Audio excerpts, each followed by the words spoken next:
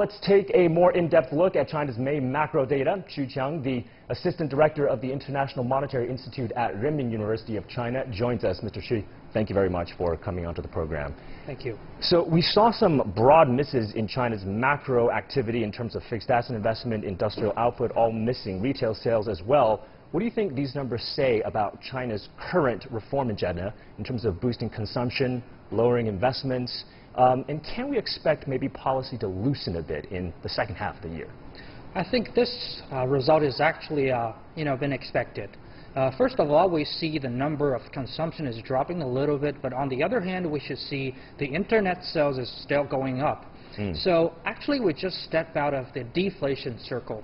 So people are still shifting gears in their consumption structures. So that's a reason for the little bit slowing down. And also we see, well, somebody worrying about that the investment is going down a little bit, but we have to see that government is trying to deleverage our, economy. Yeah. So we're trying to slow down the spending and the borrowing, in some kind of the banking sectors and etc. So it's actually a very good way to, slow down a little bit to watch over every danger aspects. So I don't think it's a bad thing. And people are still worrying about maybe the investment on the real estate is going up a little bit.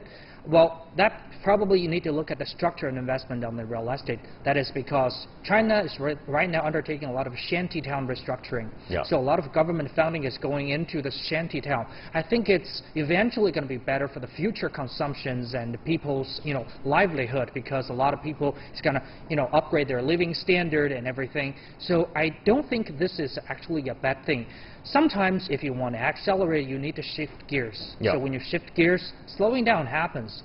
In the future, I do see some policies gonna, coming up. If the, this kind of a structural change is gonna keep on going for a while, I think probably we're gonna, try to reform some policies in RRR or something. So we're expecting that, but it's not serious. Okay, so perhaps a targeted RRR cut sometime down the road if the picture looks like this in the future. And the Fed, of course, overnight hiking rates for the second time this year. We don't want to see the spreads between China's rates and U.S. rates to sort of widen that much. Growth rates here in China also a concern, and we're also deleveraging, like you said. If you were the PBOC, a financial regulator here in China, what do you do? How do you balance all of this? I don't think that would be a total concern. America is spiking up an interest rate because of the macroeconomic conditions, allow them to do so.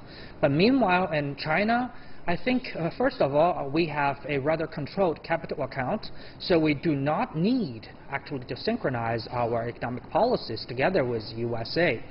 And in China, I think most important thing is, in China, our inner factors deciding China's economic expectation is actually very good. We see the investment is going on very smoothly, consumption not bad, economic growth rate is also not bad. So I think the basic macro fundamentals for Chinese economy is still looking good. And meanwhile, if we took like a bigger picture, the whole world, and if we look at the whole world global trade, global recovery of the economy, we're expecting this year, 2018, the whole globe is going to recover like 4% a year.